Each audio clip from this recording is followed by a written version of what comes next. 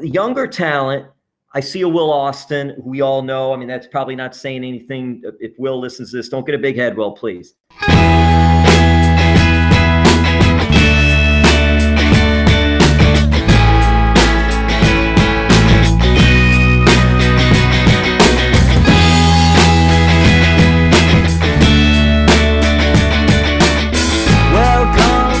CCW Talks. I am your media director, Mr. Cecil Sharp. I have a wonderful guest today for you guys. He is the Bill Apter of South Florida. He is an amazing wrestling historian. Anywhere that you see professional wrestling in the state of Florida, he is there. He is the sports writer for wrestling and MMA for the Miami Herald. He is the great Jim Varsallone. Welcome, Jim. I'm doing good, Cecil. Yes, and the name, it was perfect. That's why this is the perfect show. You get your name right, you get your information right, you do your homework, kid. Thanks so much, Jim. You know, I look up to you. I look up to you a lot. You have been in the wrestling media for years now. You've interviewed superstars. You've interviewed independent talent. What are some of your favorite interviews over the years? Because the big names, that's a given, because they're going to have tremendous stories. They're superstars, done great things. But it's interesting sometimes to speak to someone that is just in getting their start in the indies, but then getting like a start with a bigger company, but they're not as well known. They're known a little bit on the indies now with social media. A lot more people know more of the indie wrestlers. But back in the day, it was really cool when somebody got signed by a bigger company, whether it was WCW, WWF/WWE, anything like that, even going back to TNA, Impact Wrestling. And being able to interview Christopher Daniels and AJ Styles and some of the wrestlers like that, who at the time were well-known on the indies. Well-known and up and coming. Right, exactly. And finding out their stories then, because not much revealed about them as far as where they grew up, where they went to school. Did they always want to do this? What else did they want to do? Did they go to college? Did they play other sports? Who helped them out? How did they get their big break? Finding out those, and then their families. What did their families think about this? Really cool. Bigger names. It was always cool interviewing The Rock and his dad, Rocky Johnson, when they were down here. Just passed away not too long ago. I know he was even a part-time trainer here at Coastal Championship Wrestling as well. Yeah, he did. Yes. And he did a lot of training all over too. And he almost started his own wrestling organization, actually. I actually have a hat that I posted photo of, UWA, and the Urban Wrestling Alliance had, I want to make sure I get everybody right. Soul Man Alex G was involved. Ram Man was involved. And Soul Man trains people today still, and he still wrestles. He's a Florida legend.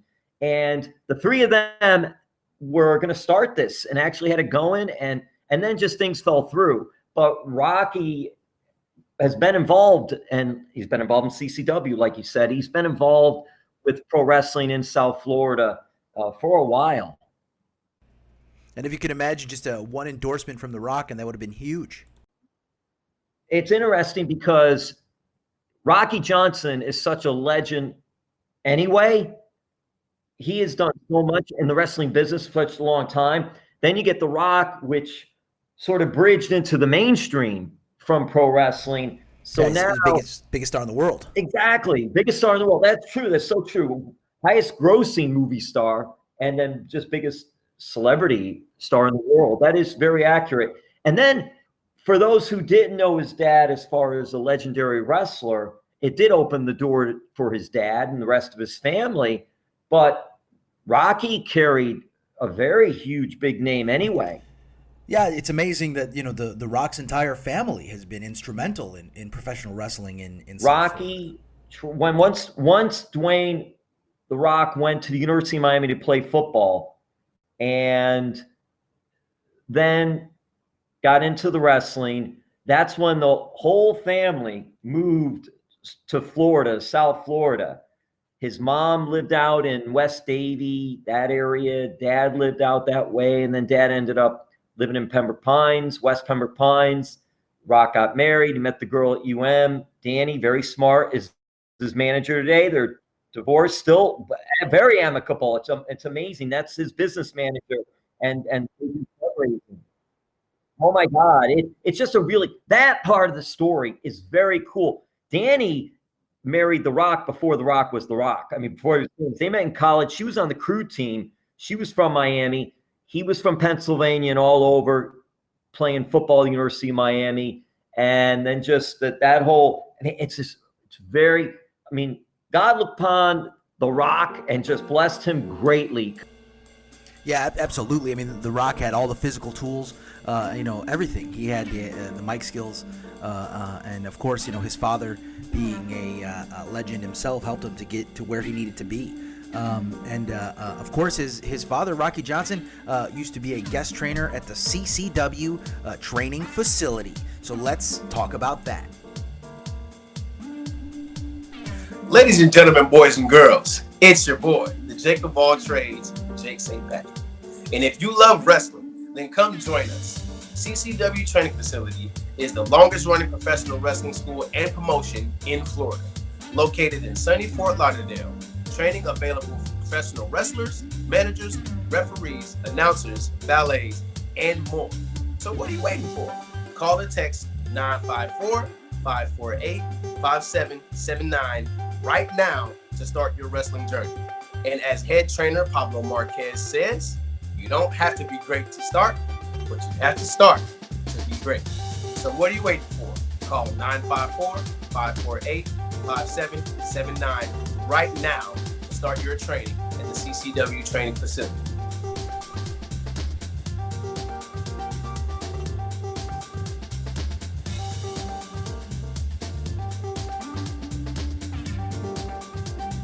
Because you always hear with celebrities, no matter what form of entertainment, always having some type of something bad happened with a person. They had a business person, someone they were dealing with, something bad happened. And I don't know if something did bad happen, but geez, if it has, Rock has just done great, because you never hear anything that happened with him behind the scenes with other people mismanaging him or doing things wrong. And I think it is because he's put people around him that he trusts and he knows he could trust, like his ex-wife, and been able to do very well with it. But it's interesting to talk to the wrestlers. When I write more about the wrestlers' feature stories, interviews, I'm more into that aspect of the storytelling, the writing, than about other things, than about the gossip or really deep personal news or information or things like that. So when I'm writing about something, I like to write about the person as a pro wrestler, the person as an MMA fighter, and then the person when they're not a pro wrestler or they're not an MMA fighter. And those I find in some interesting stories. I always have my list of questions ready to go, but then I listen. That's so important, isn't it? You listen. Listen to the answers. Yeah, absolutely, Jim. A lot of times in an interview, it seems so forced. You need to have kind of more of an open dialogue where things branch out more. Well, the thing is, because the listening part is so important because of this. Because you have and I fell into this very early when I was doing this too. You learn. I had my questions written down. Maybe I had 10 questions written. And if I just read the questions and just listen for the answers, get the answers and on to the next question, you miss the conversation, because they might say something in their answer that triggers a different question or a different direction to take the interview. So you learn that over the years when you're doing this. And it's just, I've interviewed so many, whether it was one-on-one in person, most of the times it's via phone. We do a lot of phone interviews. That's when they're readily available. The companies will make them available. If I do go to talents there, I could interview talent one-on-one that way. And it's with social media, things have changed so much too. There's so much news out there and everybody now. it gives it more of a challenge to try to write something interesting or something that hasn't been talked about before. So I like to talk a little pop culture and other things. If I always look at when I'm going to interview someone, I'll look at their Twitter, I'll look at their social media to see if I can find things. Oh, someone has a dog. Oh, somebody is into judo. Someone loves Disney World. And you play off of that too. And it makes the conversation a little more fun because they're always talking about pro wrestling and they're always talking about MMA. So it lightens things up a little bit too. At a conversation today, a phone interview with NXT and NXT UK superstar Fabian Eichner of Imperium. And born in Italy, only him and Bruno, and I want to say Dominic DeNucci too, by the way, but I could check that as well. But not many. That might be it. At least 2 or 3 that were born in Italy that were part of WWE. There have been Italian Americans in WWE, but not actually born from Italy. And he's the first Italian-born NXT superstar. But we talked about Italy. We talked about Cesaro knowing so many languages, and if Fabian knows as many languages. So we talked, and then we also talked. His trainer was WCW alum Alex Wright, Das Wonder Kid. Oh my goodness! Now you're speaking my language, Jim. One of my favorites of all time. That's Wonder Kid, Alex Wright. One of my questions to Eichner was, so do you dance as good as Alex now? So we talked about that a little bit, had some fun with it and all. Then we also talked about his match tomorrow night against Finn Balor, which will be on NXT on USA Network. So that was a lot to talk about that and promote that a little bit and talk about his journey and all, which is really cool. But it's just interesting. Oh, and when you talk about the conversation deviating down another road, a side road, he's a huge fan of Arnold Schwarzenegger.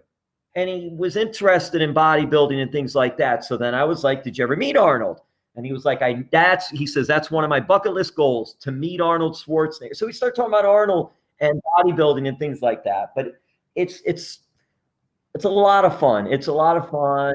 And I find now, Jim, that kayfabe is kind of in a bygone era. That we've kind of reached the new pinnacle or a new golden age, at least, of pro wrestling media with all these podcasts where they're willing to talk about anything. They're willing to talk about their private lives. Where in the past it was all kayfabe. That's exactly right. They're more open to talk about other things and about real life rather than just the character that they portray on TV and the character, the personas, the athletes, the wrestlers they're going against on TV. It started changing back in the 90s, where able to talk to WCW wrestlers, Disco Inferno, Ernest the Cat Miller, where we could talk about other things, not just what you saw on TV. And there were, I remember going to either Disney World or, I believe it was Epcot or Universal Studios, and being able to go for TV tapings when WCW did those. And then later on, Impact Wrestling, TNA did those, and was able to get access to interview talent there. Now, we weren't doing video back then because it's not like it is now. So I was tape recording the interviews, had my tape recorder, always had that, and would then go back, listen to the interview after, type everything out from the interview and write a story and post a story. We didn't have the audio video capacity capabilities that we do now. But it was interesting to hear them open up and to talk more about themselves, reality, and still not totally just, oh, you're not this giant monster that's on every Monday night that we see that doesn't really see much. We didn't totally forget that, and we did talk about that and things like that. So it wasn't going behind the scenes and saying, well, you guys are driving together in the car after the show and going to the restaurant afterwards, and really you guys are friends, aren't you? So it It was never to that degree. Mine was, hey, what were you like as a kid? What things did you like? You were into motorcycles? Oh, wow. Oh, you were into football? A lot were into football, played football. Hey, did you go to college? What was that like? Well, what made you decide to be a wrestler, pro wrestler then? It was more that than really exposing what they were doing inside the ring. And it never was that. It never was, hey, is this thing scripted? Hey, are you guys practicing the moves? I hate the word fake, as a lot in the business know. That's such a terrible term because scripted does not mean fake. You'll have the winners and losers. You'll know how it's going to end, but you know, and you see it and you're doing it. They take risks and they get injured all the time. And it's how many days a year they do this. It's crazy. Even if you're a weekend warrior, it's still a lot of time. So it never got to that level. They were always athletes, entertainers, stuntmen, stunt women. Yeah, you'd always hate to have one of those John Stossel moments, potentially, right? No, never. I was always good to David Schultz. I never got on the doctor's bad side, thankfully. And then, Jim, let me pause for just a second here so we can talk about Boca Stone Design. Buck Moran, the man of the land here, the Hobo Prince, here telling you about Boca Stone Design. Boca Stone Design will create the kitchen or bathroom of your dreams. Countertops of all types, granite, quartz, porcelain, and more. Cabinets, tiles with amazing quality service and affordable pricing. Call now for free estimates. 561-362-2085. Licensed, bonded, and insured. Remember, Boca Stone. 3601 North Dixie Highway, Boca Raton, Florida. 33431. Remember it. Yeah!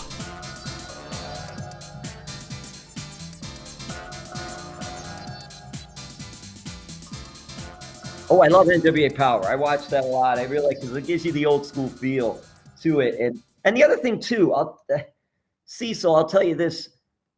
I like interviewing the referees. I like interviewing some of the people working behind the scenes, and the referees are in front of the camera, but that you don't normally talk to as well.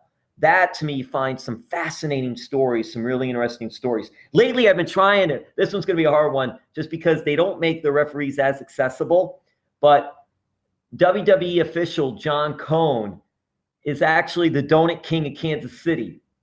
Him and his family have owned a donut shop in Kansas City for I don't know how long. And I'm like, then they did post a couple of pictures, but very, very sparingly. Not all that it's mentioned. John or somebody That's close insane, to John will Jim. mention it on Twitter or somewhere, but it's not like broadcast out there. They really Also, it was John Cone's son who won the World Tag Team Championships with Braun Strowman. Oh my God. There's so much there. There are so many layers there with John Cone. Everyone's saying, they would say, like, who do you want to interview? Who do you want to interview? Oh, do you want to interview Drew McIntyre? Do you want to interview Becky Lynch? Do you want to interview Braun Strowman? All the champions. Charlotte Flair. And it's like, well, yeah, of course. But right now, number one, John Cone. And they're like, and some are like, who? Some are like, who? And I'm like, the referee, for God's sake. What? I'm like, yeah, you don't know. You don't know. You know, mentioning John Cone, who I think is a wonderful referee, I feel like the WWE and wrestling in general has kind of entered this weird era where they don't talk about the referees. You know, one of my favorite angles of all time was the Dave Hebner, Earl Hebner, plastic surgery, Andre Hulk on Saturday night's main event. That was it was unbelievable. And even into Earl Hebner with the Montreal Screwjob, they used to have personalities. You know, Hebner with that push. What's wrong with the WWE? Why don't they want to make their referees a character anymore? It's important. That's interesting. During WrestleMania Saturday and Sunday, when I was tweeting during the show, I would do that every match. I would go, that's so funny you said. I was tweeting, next is Braun Strowman versus Goldberg, and your referee is, And then I put the referee's name wherever it was, because I know names. And then I would say, I made one tweet and I said, I know it's about talent and putting over talent, but the referees have such a big job too, and they're on TV too. Why aren't they doing like other sports do? Every other sport, and look at MMA. Every bout, they'll say, and your official is, or your referee is, or the person in charge is, or in an NFL football game, before the game, whoever's doing the broadcast, they'll show the names of the linesman, head referee, all the different referees. And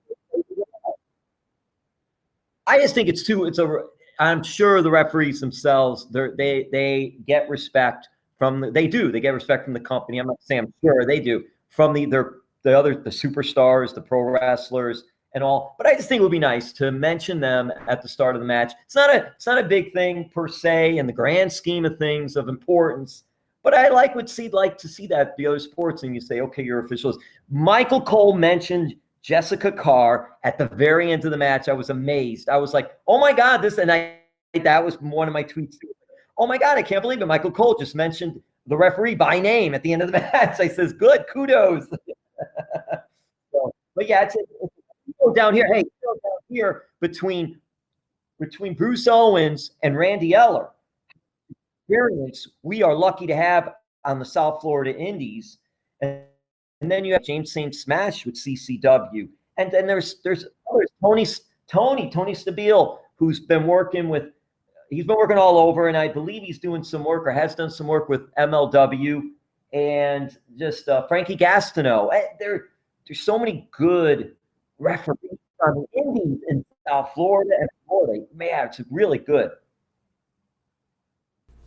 Yeah, absolutely. It's insane when you think about how great the South Florida referees are. And particularly Bruce Owens. Bruce Owens is a legend. He's been in this business a long time.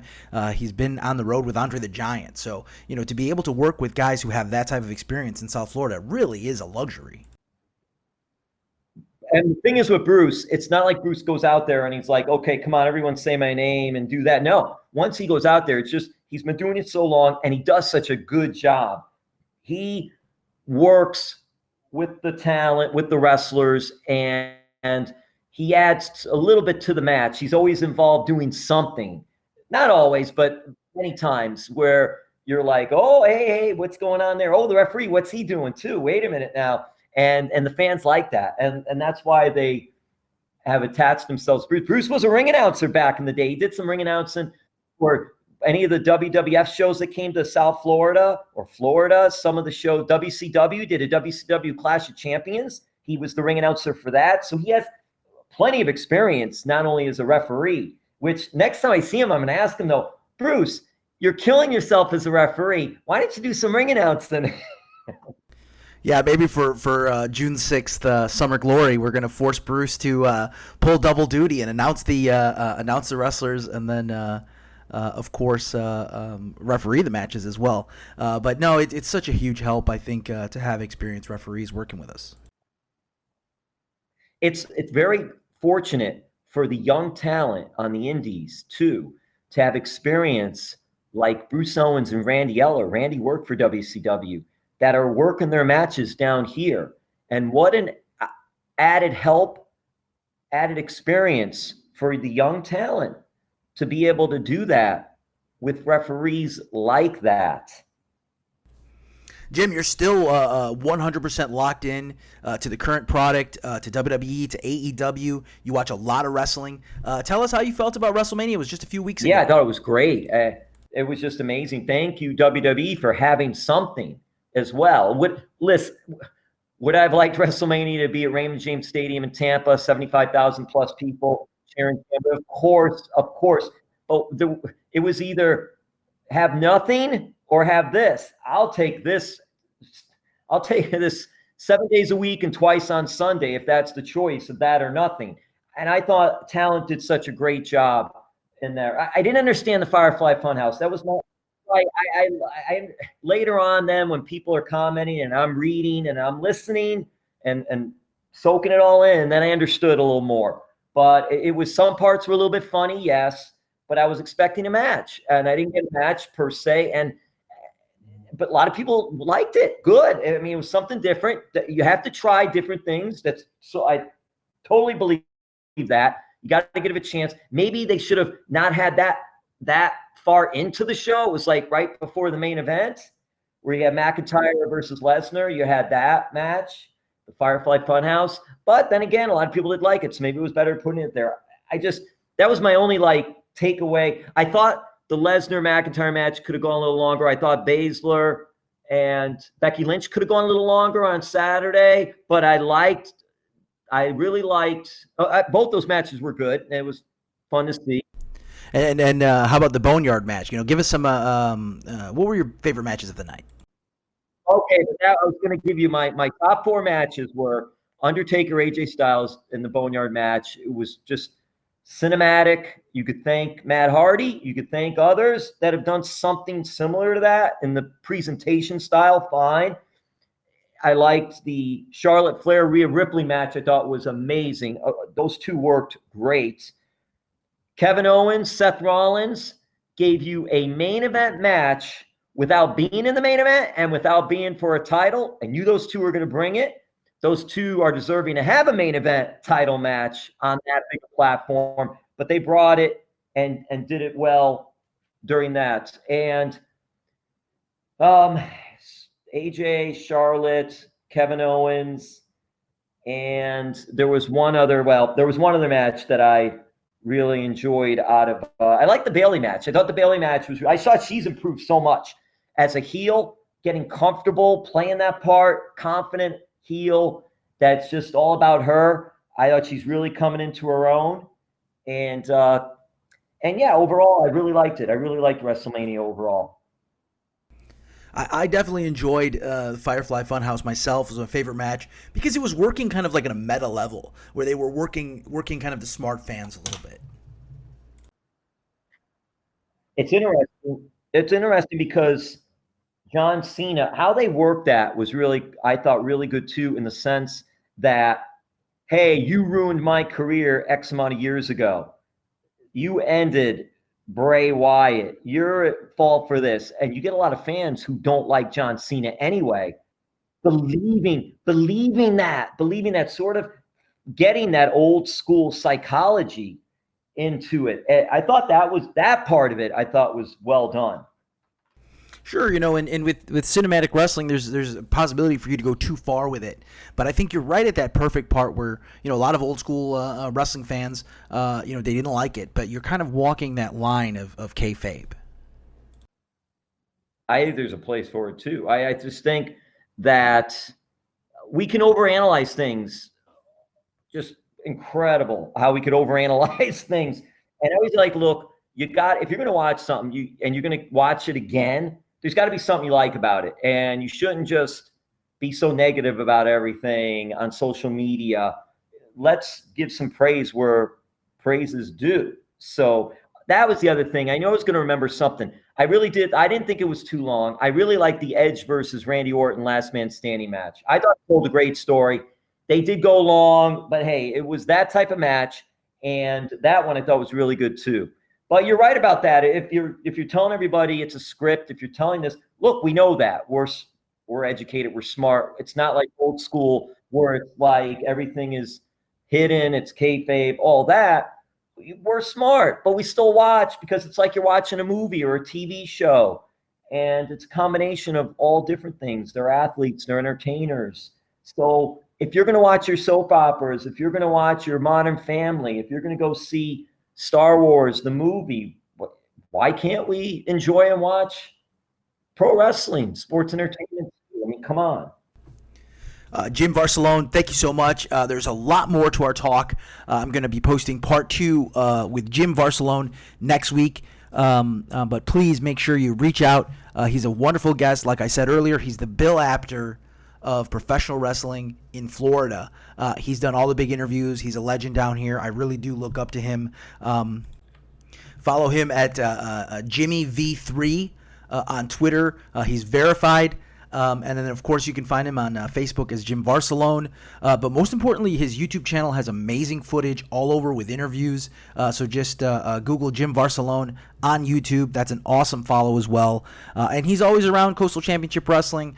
He's there at the training facility with the guys. He's always there to lend a helping hand and also to kind of give us an ear to bounce off of. Wrestling legend, wrestling historian. He still loves the product. So look for part 2 next week. But also wanted to talk about Summer Glory, June 6th. We're in a kind of a crazy pandemic right now, so we're not 100% sure where it's going to be on June 6th anymore, but we'll definitely want to have a show in June for Summer Glory. Probably won't call it Summer Glory because we're gonna push it off, but we're going to have some wrestling come back in June. One way or another, and with the crazy pandemic epidemic, we want wrestling to be back right away. They're talking about opening up next week, the state of Florida, but we have guys in there and we're sweating on each other, so it's not anything that we want to risk. But in terms of professional wrestling, it will be back. We will be back, and we will be selling out 700, 800 house arenas. Again, very soon. We have so much that we want to just get going, and we really wish that the start button would start.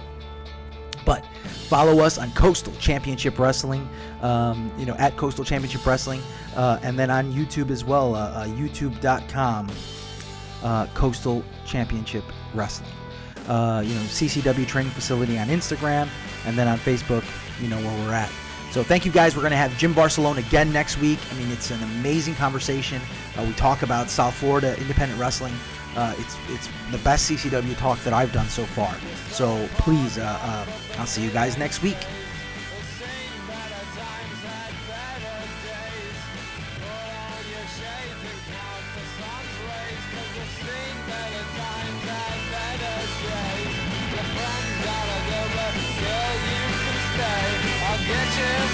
But your friends gotta pay. Your eyes look confused, what you want me to say? Your whites turn red when the sky gets gray.